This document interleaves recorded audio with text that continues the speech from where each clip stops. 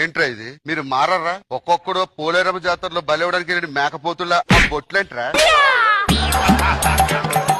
ఎవడైనా బండికి వెనకాల సీట్ లో కూర్చోవాలి, ముందు కూర్చున్నావేరా? చీమలు దోమలు అడ్డొస్తా నరికేయడానికి. బండి ఎవడిచ్చారా మీకు? షోరూమ్ ఇచ్చాడు.